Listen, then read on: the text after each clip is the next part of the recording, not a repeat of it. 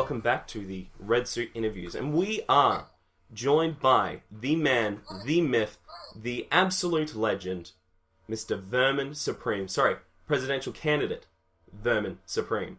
It's an absolute wonder and privilege to have you here. Vermin. Simply President Vermin Supreme. President. Sorry, my bad. That makes more sense. All depends which time stream you're on or in. There's many alternative universes and dimensions, and you can be damn straight that I am the acting president in many of these alternate universes and dimensions. That's very true. Now, I will say there has been a slight tear in the time-space continuum, and apparently it is not the case in this particular version. Let me assure you that I do have very smart scientists in the past, in the present, and the future who are working tirelessly to remedy this situation and repair the tear in the time-space continuum. I am cautiously optimistic at this point that we will return to a Vermin Supreme presidency shortly. I apologize for any inconvenience in the meantime. No, it is very much appreciated, but I think we have to address the elephant in the room first. There's an elf in the room? Yes. Are you Jon Stewart? That is not so. Ugh. Look, there is conspiracies, especially with the timeline paradoxes, that you two could be merged into the same person. So we just have to make sure, just in case this isn't a conspiracy or in that regard, but we do have to make sure on these things. Well, I'm very glad to have cleared that up. I believe Mr. Stewart has considerably more financial resources than I. Possibly. But considering that the issue of you not being president in this timeline right now, do you chalk this up to a deep state conspiracy? And if so, how deep does it go? I would say the United Deep States of America. It's very, very, very deep. Deep. Very, very deep. So deep that there seems to be no bottom to it. Now, some might confuse the deep state with institutional memory or people who have been there for a while. I just don't know. We'll see. But it's a very deep subject. As is, you know another deep subject? What's that? Well, that's it. That's it? That's the only deep subject? The deep is, the well is very deep, you see. Okay. Sorry for the dead air. That's no, that was... I walked into that well. Do the Australian citizen radio listener, do they take more kindly to dead air? Look, the editing process will make it less dead airy. So let's. Oh, okay. All right, sure. I like the idea of hanging a note. There's something about that dramatic. Yeah. Look, if it works effectively in the dramatic sense, then I can assure you it will stay in. Other than that, we can edit. We can make you sound perfect or play into the conspiracy. One or the other, depends who pays us more. Speaking of conspiracy, more theory-based science, does your government and does your... Send help! People of Australia, please, send help! The zombie invasion is currently underway. Do not panic. You are safe where you are. It will not reach you. But I highly suggest that you shut down your airport. American passengers may be infected with the zombie virus. You have been warned. What zombie are we talking about? Are we talking about the slow-moving ones that if you get bitten you change, or if you die you change? Are we talking about the rabid running ones? The George Romero zombies, the classic zombies are the ones we're talking about. Those 28-day ones, they are too fast and they're just too scary. So yeah, we'll stick with the George Romero Night of the Living Dead shuffling, brain-eating zombies. Yes, thank you. That's fair enough. Now, very interesting with your your essential Green New Deal with having the zombie-powered sort of system. How are you going to regulate sort of who becomes a zombie and who doesn't? Is it pretty much just everyone who's a zombie stays a zombie? What if we have a lack of zombies at certain zombie, points? you can keep your zombie. Well, of course, that's up to the zombie virus. I mean, that depends if you get bit by a freaking zombie or not. If the thing bites you, yeah, you're going to turn into a zombie. I don't think there's any anti-zombie vaccinations available. I believe you are essentially destined to rising as a zombie. And if that's the case, you could be somebody's grandma, you could be their brother, you could be their mother, you could be their child. But it doesn't matter. You're not human anymore, and your eventual enslavement in the energy zombie turbines is simply smart business for a smart America. That's fair enough. And so, how do you think you would invest into a zombie virus vaccine, cure, or any of that regard, or just leave it up to nature? Well, yes and no. It will be part of vermin care, if I'm not mistaken. Part of the healthcare program will be zombie control. But once again, if you ain't got the zombies, you ain't got the power, and the entire plan falls apart. So essentially, it's a contingency plan for the inevitable zombie apocalypse. Sure, you can try and prevent it with vaccines and what have you, but that's not going to do a lot of good with all the anti-vaxxers. Now, if you were to argue that the anti-vaxxers were setting themselves up as volunteers in the zombie army, I really couldn't argue that. No, that's fair enough. Do you think you could almost incorporate this in with the mandatory toothbrushing laws, that with the toothpaste in the water you can sort of implement sort of a vaccine? Because you are the friendly fascist, you can choose what you want. Do you think that would be a good sort of legislation to be put forward? We can do anything we want, man. It's me and you. We're working on it. We're making it happen here. If we can think it up, it's going to happen. If you visualize it, it's occurring somewhere. No, that's fair enough. And talking about sort of people coming in and having outlandish views, what is your theory with the flat Earth? Are we on a flat Earth? Are we on a circular Earth? Are we on a donut? What's the consensus here? It's probably weirder than that. It's probably much more weird. It's probably not even a smooth sphere.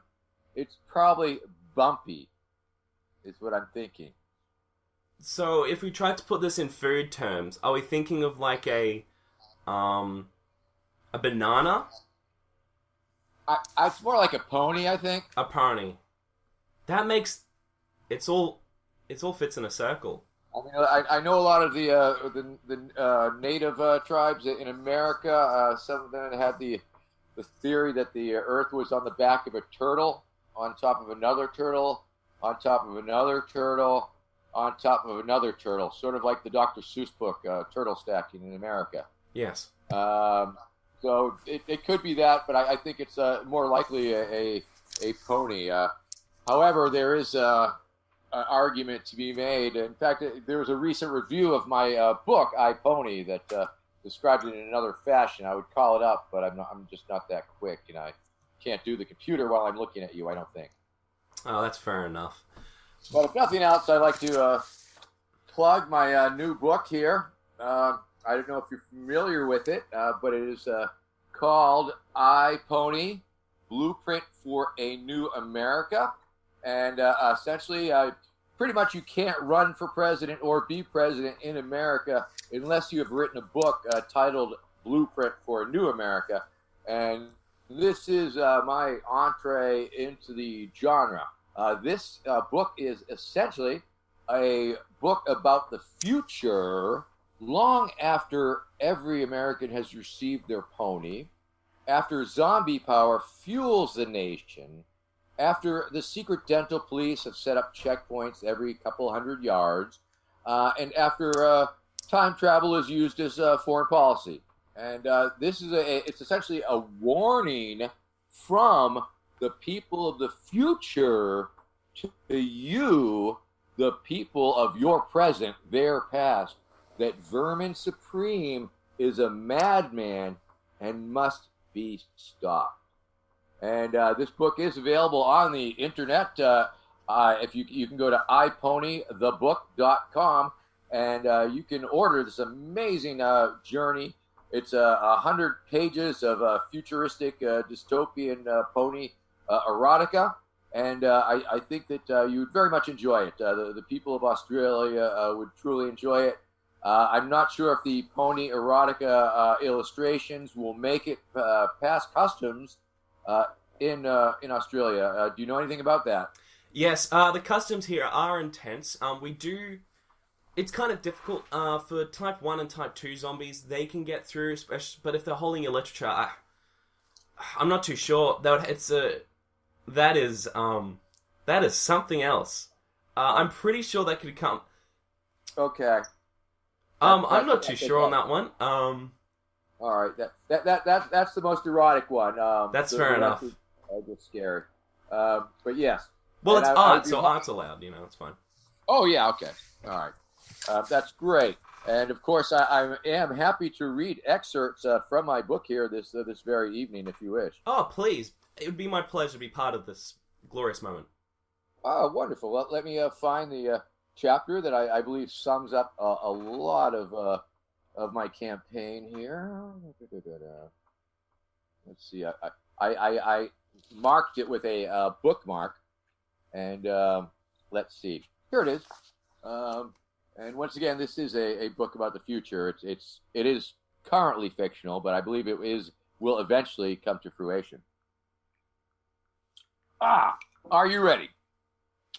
I am ready. Right. I am prepped. I am moister than moist. I'm ready.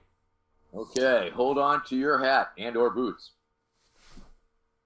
There were harsh political realities when President for Life Vermin I took office. During the days of his ascent to the White House, there were over 300 million Americans living within Americans' previous borders. At the time, there were only 200,000 ponies in the whole country. It was a recipe for civil unrest. And friends, those were not just political realities, those were realities. There was a very stark choice to be made.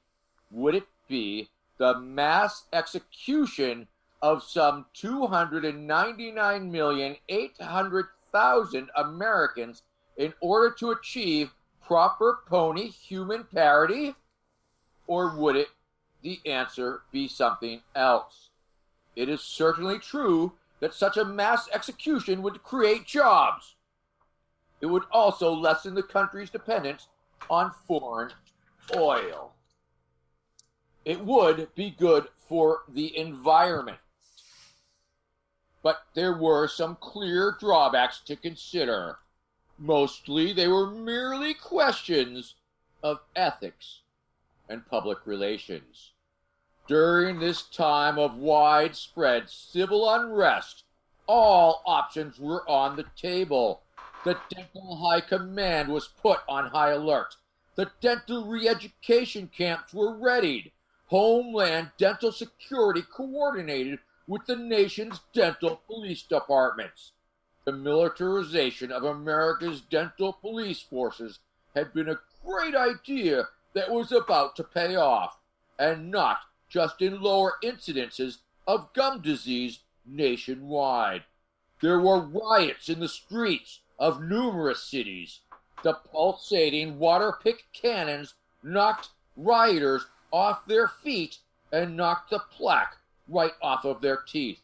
The population was demanding their ponies that were nowhere in sight.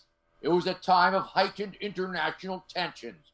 No one would have blamed Tyrant Supreme if he had ordered the National Dental Guard to carry out a full-scale massacre of the civilian population. It was high time, actually. The veneer of civility that had protected Americans from such real political unrest for quite some time was wearing thin. The quaint and oft-repeated notion that it can't happen here was truly just a lack of imagination. It did not help at all that recently installed dictator forever Vermin Supreme was completely and utterly insane. Wow. That's from the future book. Yes, thank you. That is poignant, powerful, and amazing. I certainly hope it answered several of your questions in advance. Thank you. That is very true, and it's amazing. Even though I do think they're probably a little bit too harsh on the future. It's like people who generally sort of predict the future and stuff, like with that whole global warming thing. Just pass them on. It's not really that important. Australia's going to be underwater, I hear. Yeah, we do. We do have sort of the fishbowl setup at the moment. So if you're wealthier, obviously you can make do on the sandbank. However, the fishbowl connection with the gerbil tubes in between is a satisfactory decision and choice. But nonetheless, we still prosper. Yeah. Could you sing the theme song of Australia for me? The theme song. Well, there's the national anthem. The theme song is "You're the Voice" by John Farnham. So it'd be "You're the voice, try and understand it, make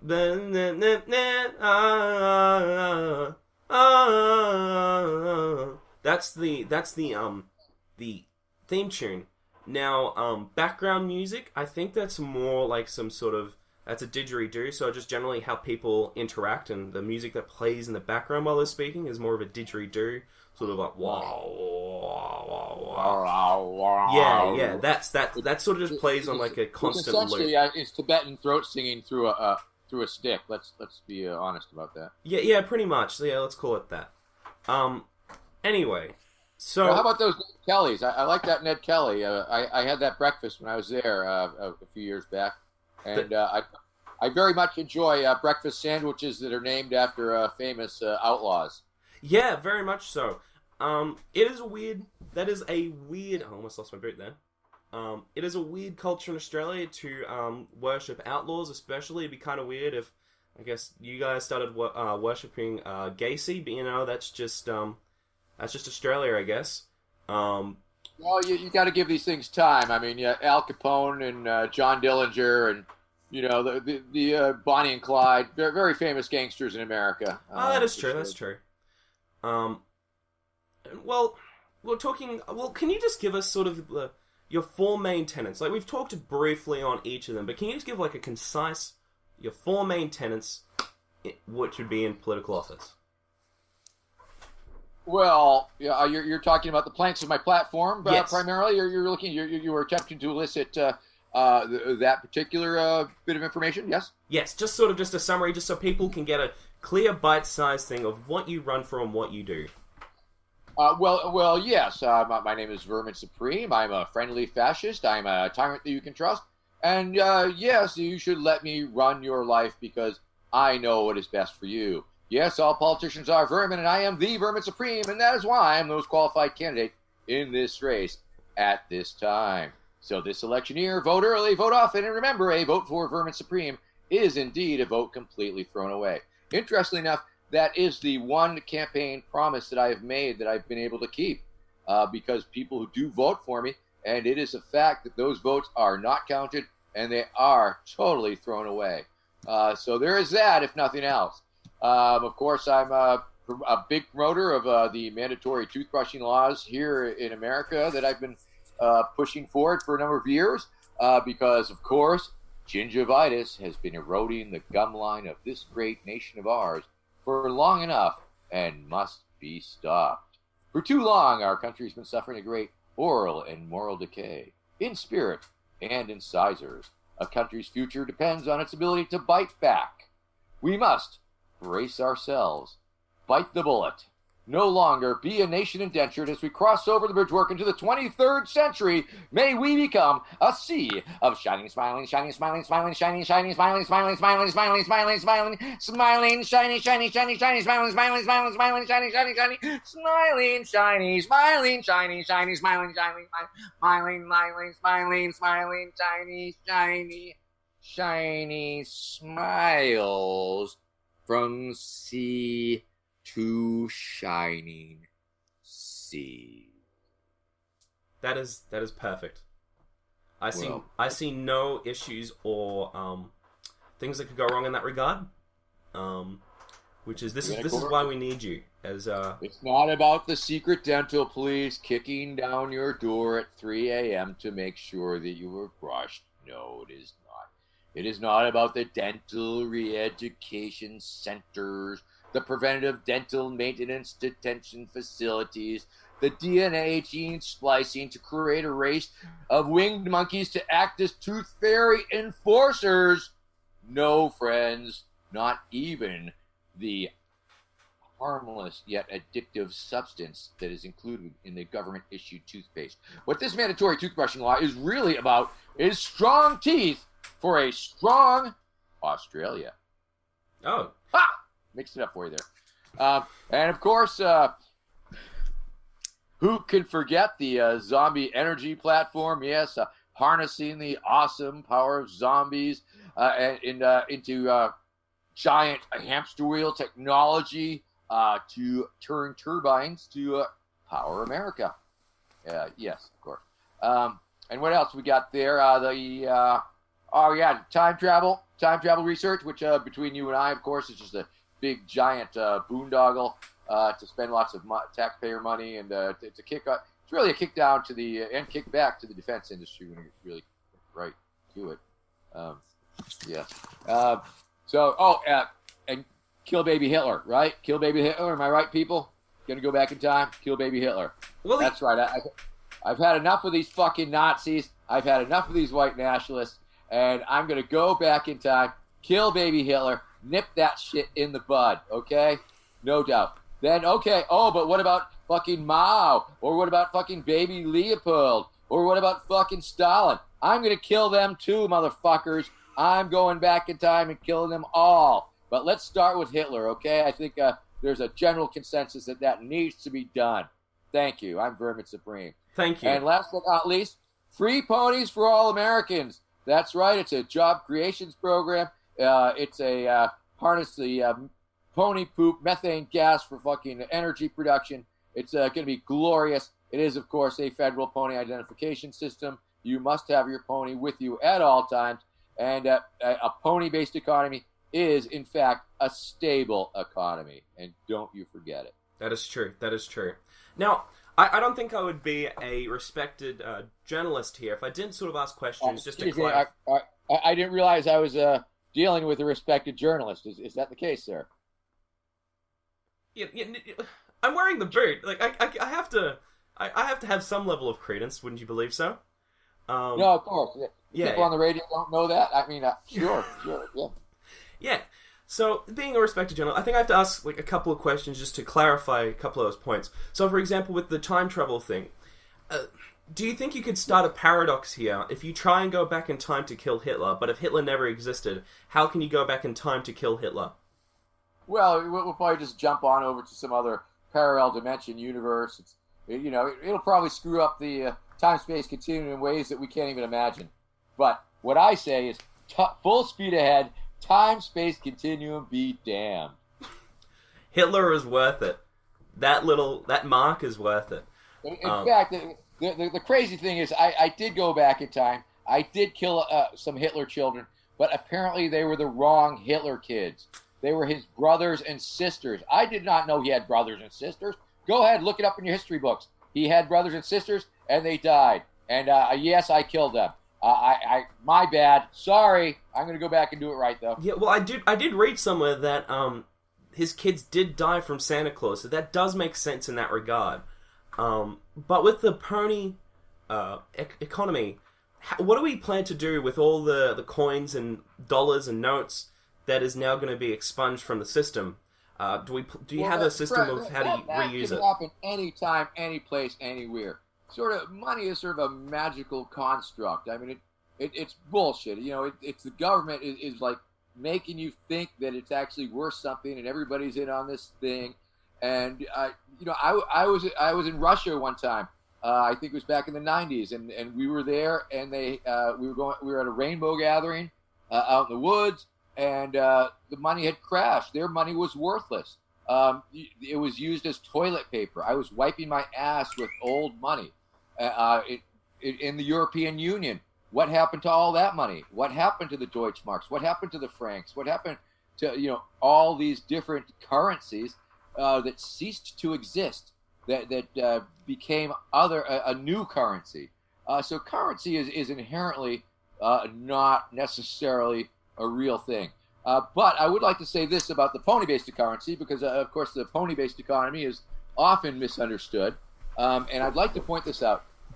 Once we have universal pony ownership, we will have equity in the ponies that we own. Now, once we have universal pony equity, well, we will be able to borrow against it. Now, if you can borrow against something, you are creating debt.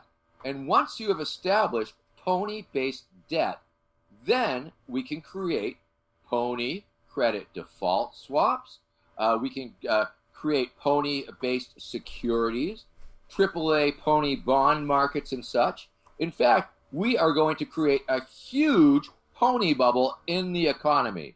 And as we all know, bubbles are amazing things in your economy while it's happening.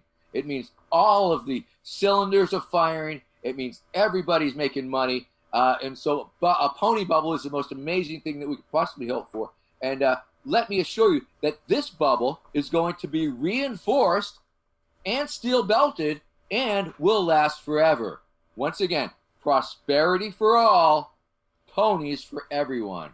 Thank you. Okay, that's interesting. So you're not sort of going for a sort of communist outlook of no sort of economic structure, but sort of, would you say is it still going to like a sock damn social democrat sort of thing, where we still have sort of a free market but instituted with ponies, or are you going for more sort of like a socialist Marxist sort of outlook?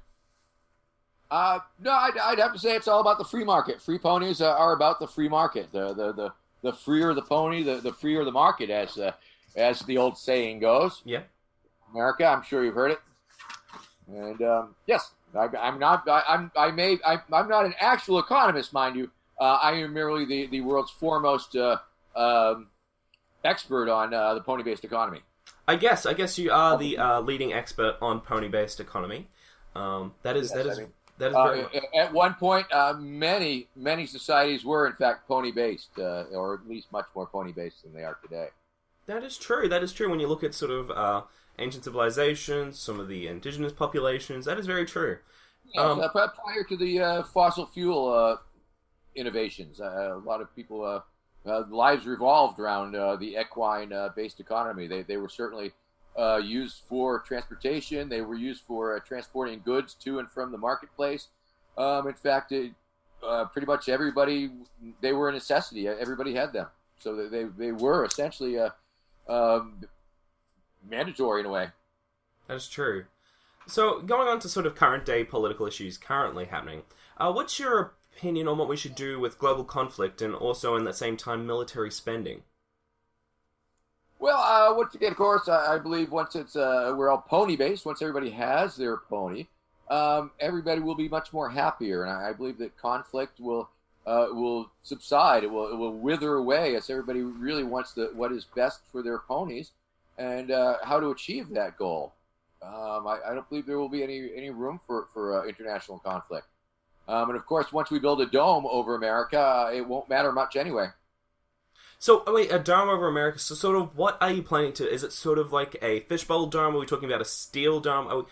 How are we going to implement this dome you're talking about? Well, it could be a big concrete dome. It could have windows. It could be a giant glass dome. Essentially, it's a protection. We're going to save ourselves from the space aliens because they're, weird and different and scary like that. That's fair enough, yeah. So you're going to take instead of just building a wall, we're building a dome. Correct. There are 3 dimensions. You can't be thinking of these 2-dimension, a line between 2 points. No, we got to get to the 3rd dimension at least, if not the 4th dimension. In that case, so with the dome, I guess, it's sort of, what is your take on sort of immigration policy? Are we going to become a nationalistic country, or are we going to be very much open borders, but with the dome? Well, I'm sorry, sir. Is this we that you're referring to? Is this the Australia-American alliance? Yeah, obviously, I assume that was going to be the case, because only Australia would accept such a powerful leader like yourself. Yes. Now, how long would the bridge have to be to connect our 2 nations? Well, the thing is, when you think about it, I was hoping, with your time travel research, you wouldn't actually need to have a bridge, but merely just have a place sort of theoretical thing of where you walk in and then time shifts you to a different place. I think that could work. Yeah, sure. Or we could try go the plate tectonic route and reunite Pangea, perhaps. That I like that. Yes, connect us back in. But what would you? What would closer? We would be closer. That is true. So what is the? Let me put that down. So what is the Australian American Alliance's immigration campaign strategy? Oh, sorry, not campaign. Immigration. I know the U.S. is ready to accept as many kangaroos as you can possibly send our way. I believe that America is terribly kangaroo deficient in that regard, and I certainly understand that Australia has a surplus of kangaroos. Yeah, they're ideal. I would like to address that. Obviously there's a huge trade imbalance in kangaroos. Now, we have, I don't know, we get a lot of squirrels. How are you set on squirrels? We don't have squirrels, we have a lot of possums, and we actually have little kangaroos that act as squirrels. Well, we can send you real squirrels. Well, I'll tell you what, will you accept squirrels for kangaroos, do you think? Potentially, but can we get at least some mountain lions in there? Because, like, people talk about our dangerous sort of animals, but really they're squishable. But I want, like, a proper dangerous animal. Like a bear or a mountain lion. Those wombats are fucking hard. They are, but I'm wanting something that if you see it in the bush, that'll really make you think twice about if you can run away. And we only have birds and insects and bugs and some reptiles that do that. But I want a mountain lion or a grizzly bear to be implemented into the... Yeah. We can get you some bears. We got bears. Good. And better you than the Chinese sucking their gallbladders dry. That is true.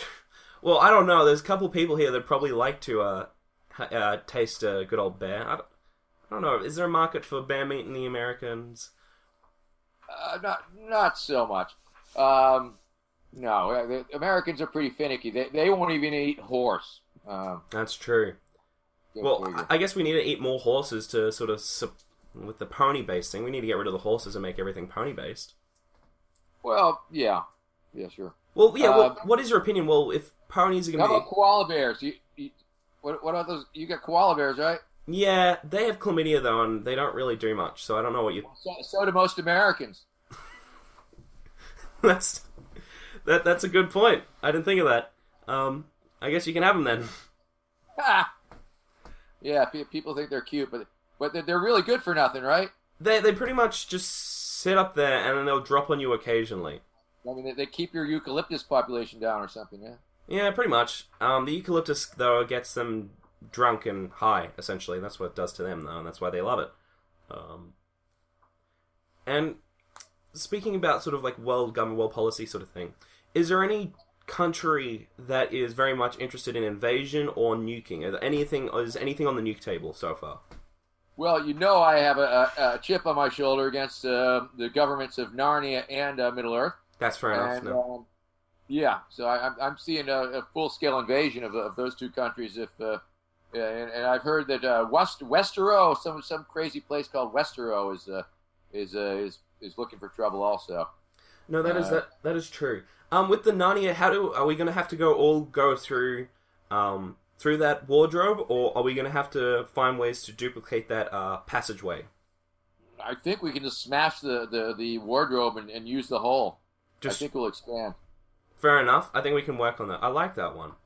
And talking lions. Witches. Obviously, a threat to national security. Pony drones. Pony drones are the answer. I've got a new generation of pony drones in the work that can torch a wedding party like nobody's business. Oh, that's good. That's what we need. I have scientists that are working on jet fuel that can melt steel beams. I have scientists that are working on a fracking fluid that is fluoridated and comes in 3 delicious flavors. And when it comes out of your tap, you can still set it on fire, but it's good for you. Oh, yeah. I have scientists working on chemtrails that will be refractive and make beautiful rainbows throughout the sky. Well, that's good. I've got scientists. Very smart scientists. I know. These scientists are very interesting. And so are these more sort of the futuristic ones, or are we talking about the past? They're pretty much mad scientists. Okay.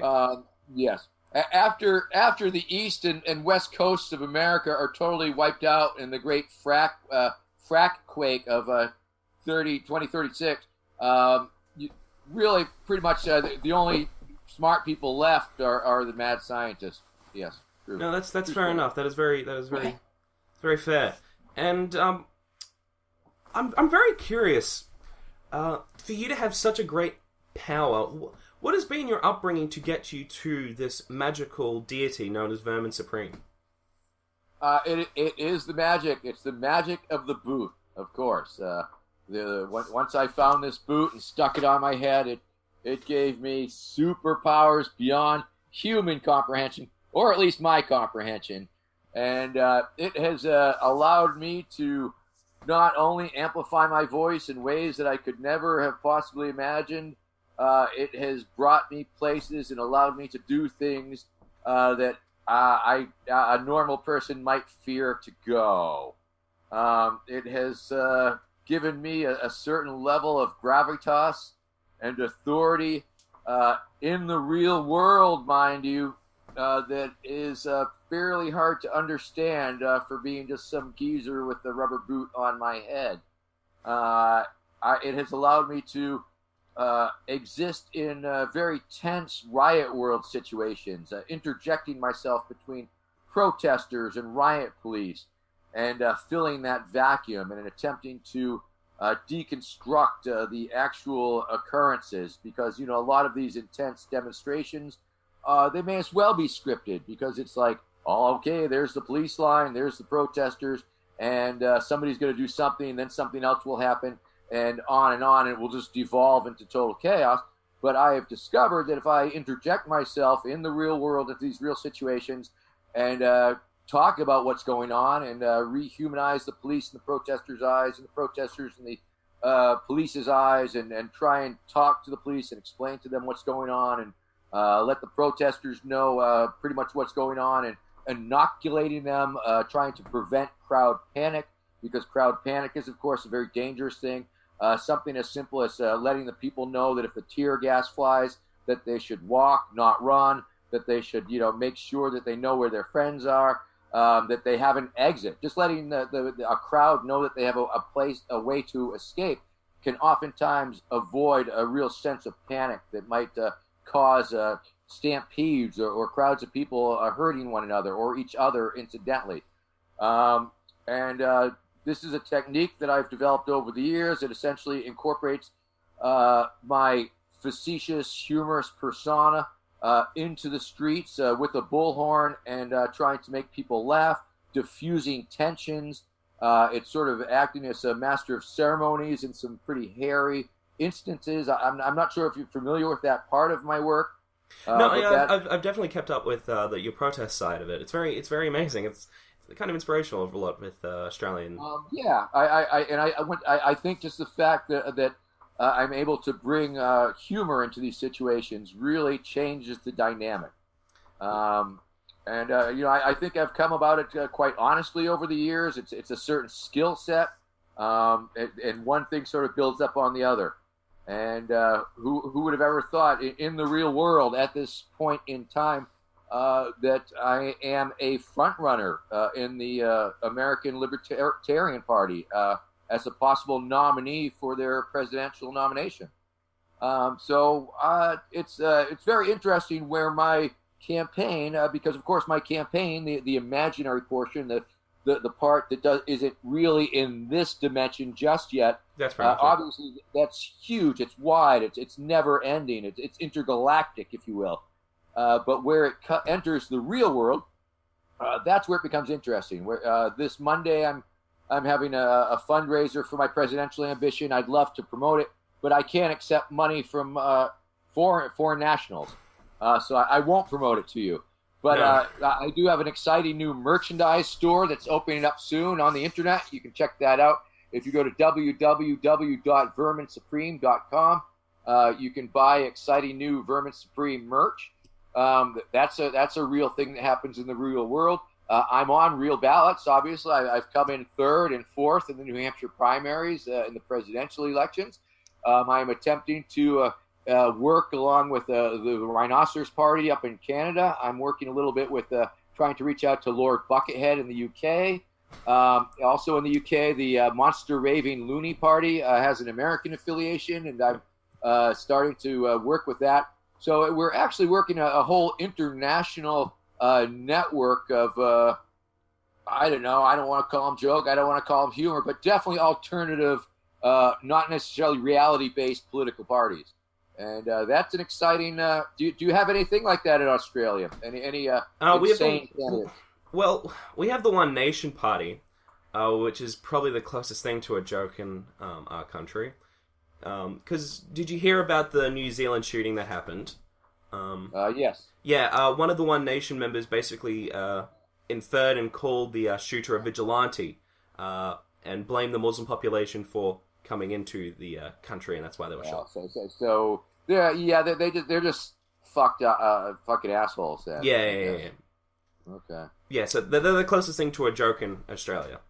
Yeah, but not a funny one. Not a funny one, not at all. I prefer my jokes to be entertaining and humorous, but that's just me. Oh wait, sorry, that wasn't One Nation. That was a different one. That's called the Bob Catter Party that did that. No, the One Nation Party accepts NRA bribes from your country. Oh, awesome. Yeah. Yay. And they're in the Senate, which is even more worrying. Anyway, I'm very curious. Why do you think people have taken very much to you and your movement? Do you think there's something that people are looking for or have seen with what you do and are very much inspired by it? Well, I believe that I have actual constituents. I really feel that. I believe that I've been very blessed and very lucky to find these certain signature issues that have such incredible resonance with the people. The pop culture references, the zombies, the My Little Pony thing was very big when I started promoting the free ponies. I think people, the original viral video that really took off was when I was at a political debate up in New Hampshire, and I glitter bombed my opponent, Randall Terry, and that's what really made me a meme. And there's just I think people really enjoy the presentation because initially I was not attacking any particular political party. It wasn't against any candidate. It was much more general, and so it was very well received across the political spectrum because everybody could sort of enjoy what I was talking about, and they didn't feel defensive. I wasn't attacking them. So there's that. I think for the young people, I think I offer them a hope, if you will, especially young, weird people who are nonconformists. People that might be afraid that if they grow up and get older, that they're going to have to be old and boring and get with the societal program. So I think I'm giving the kids a little bit of hope on that level, that they don't have to. They can still grow up and be strange as they want to be. And I think I got very lucky, and I found a very small little niche, running for president. It's a very small, it's a simple thing. But it's a beautiful thing because it's a real thing. All you have to do is say the words, "I am running for president," and it becomes an established fact. It becomes a truth. It becomes reality. No one can argue. No one can dispute you. Nobody can prove that it's wrong. So it's a self-declarative statement that has magical powers. My name's Vermin Supreme. I'm running for president. No, you're not. Yes, I am. It just is. And I think people enjoy. It's like I'm Mad Magazine come to life a little bit. I think people like the fact that I can be aggressive. Humor has allowed me to be aggressive in a certain fashion with the other politicians and candidates. People like to see me screw around with the other candidates. And I think the fact that I'm not corporate, I'm not a corporate shill, I'm not selling anything, I'm not selling a product other than my own ridiculous things, glitter ties and stuff. I don't know. I think it's just people like to be entertained. They like to laugh, and they like people to make fun of the system, because I think people understand that the system is rigged. I think they understand it's broke. I think they understand it's a joke. I believe that they don't feel real comfortable with the way things are, but don't know what to do about it. And I am trying to channel that into absurdity, and because that's the only effective thing that I have found that allows me to put forward a critique. I mean, if I was just a normal-looking person without a boot, in a suit, on the side of the road, ranting and raving, it just would not be interesting. It would not be captivating. But I've found these simple and elegant solutions to that. What could be simpler and more elegant than wearing a boot on one's head? And yet it just signifies so much. It's such a powerful statement. What is wrong with this picture? That guy has a boot on his head. That's not linear. What's happening? And so I find that I can almost change and bend reality, if you will. And I think people find that attractive. I don't know. Why do you think? It's a very interesting thing. I guess sort of from my point of view, just especially finding your viral video. Well, actually, the first time I heard of you was through a news organization talking about you. And then I saw your viral video on it. And it was just very much a sort of the absurdity and just sort of taking a sort of a parody look into sort of the juxtaposition of, like, especially them asking you genuine, serious questions, and then you sort of coming in the most, like, out there talking about your interdimensional plans, and sort of that sort of juxtaposition definitely sort of connects a lot with a lot of people who definitely have lost faith in the system. And hey, did you see the Australian rap news? The Australian rap news. What? The rap news. They're called rap news. They're out of Australia. I'll have to send you a link. Okay. But they did this very funny version of the presidential election last time, and they had a rapping Hillary Clinton, and they had a rapping Donald Trump. People portraying them. And then they got around to Jill Stein, and then they brought up Gary Johnson, and then the rapper Grey Ghost, I think his name is. He portrayed me, and it was amazing that this rap news out of Australia did this rap news video and included me in it. In New Zealand, in Christchurch, in 2012. There was the Red Theatre Collective put together a theater production.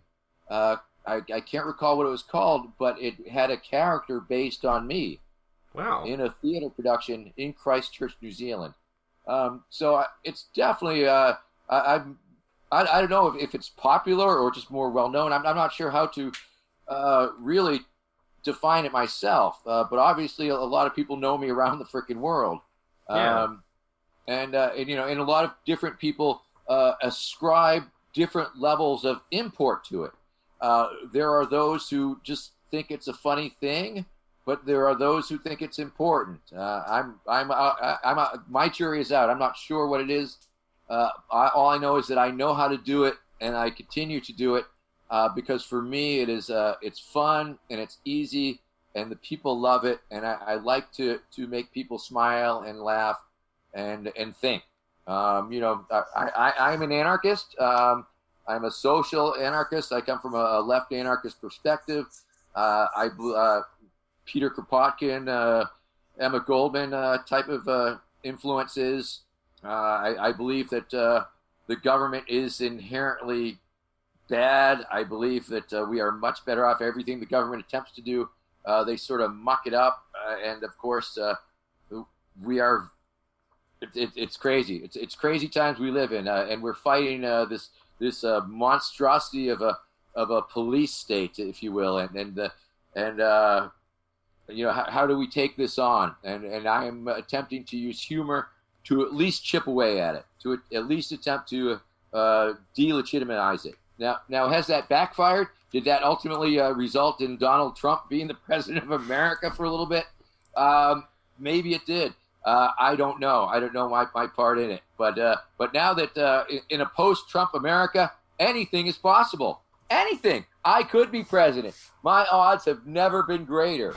For a while there, I was looking at you see, okay, here's the stock of America. America slowly declining, and my own stock slowly rising.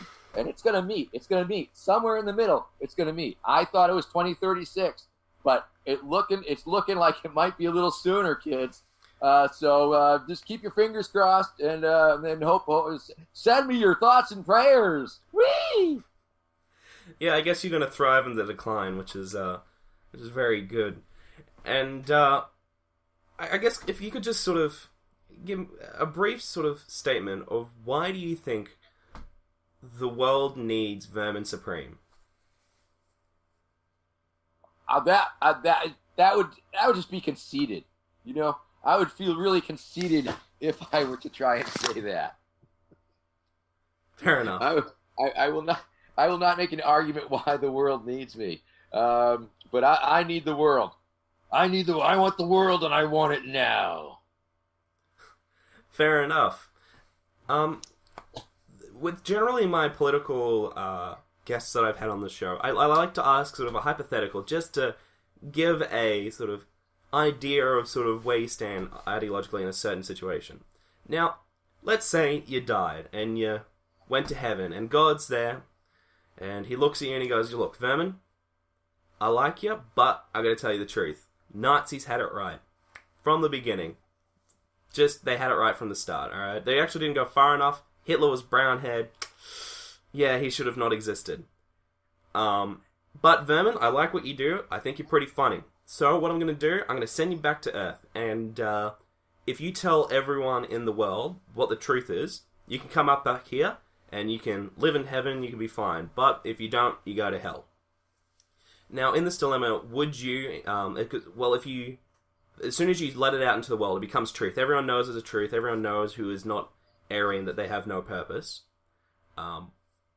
It's just known. Or would you do that, or would you rather just not say anything, sacrifice yourself for people to live in ignorance? So what is your sort of take on that? What kind of a question is that? That's a crazy question. You ask other people that question? Yeah, and I've actually had an interview where we've had two guests on at the same time who are friends for a very long time, get into an argument over what was the right answer, and get very frustrated with each other over it. I think I'd have to fucking punch God in the nose. That's a good... I like that response. See, the other favorite response I've had, which was a guy, he said he would skip his gay ass into hell. Which I think is a fair and reasonable decision. So, would you say that you wouldn't concede to God? You would be defiant and suffer in hell? Well, it's purely hypothetical, so yeah, sure, why not? Fair enough. Awesome. It's not real. I don't care. Sure. I'm not worried about it. I would kill God. I would have no choice but to kill God with my bare hands and my mighty boot. That's true. That's the most honest and poignant response I've gotten so far. And I think I want to sum this up, and I want to ask you, is it possible to change your name instead of Vermin Supreme to Vermin Meme Supreme? What's the middle name? Meme. Meme. Well, my current middle name is Love. That's the one that appears on my passport and driver's license. But for you, sure. Call me Meme Supreme. Vermin Meme Supreme. Well, now, of course, I do have a Twitter account. It's at Vermin Supreme, of course. I'm on the Facebook. I think I have an Instagram called Vermin Supreme for President. Vermin Supreme for President is my official Facebook page. www.verminsupreme.com is the portal to donating and to my merch store. iPonybook.com or iPonythebook.com is where you would buy the book that I have read some of this evening. I believe the Free Pony Express, www.freeponyexpress is our news log. I don't know, there's a lot of crap out there. What can I tell you? Well, everyone, if you're listening, go check him out. Been following him for years. He's absolutely amazing. Great guy. Great thing to watch. So, thank you very much, Vermin Meme Supreme. It's been an absolute pleasure talking to you. This is something off the bucket list now, being able to speak to you. Well, I appreciate this opportunity to reach out across the mighty ocean and connect with my fans in Australia and people who have never heard of me and wonder what the hell I'm talking about. And I think that's good also. If we can just confuse a few people along the way, I think it will have all been worth it. Well, thank you very much. It's been an absolute pleasure. So everyone, check out Vermin Supreme on his Twitter, Instagram, and Facebook and website. Go buy his merchandise, buy his book. And anyway, thank you guys for watching. See you in the next one. Thank you, Ryan.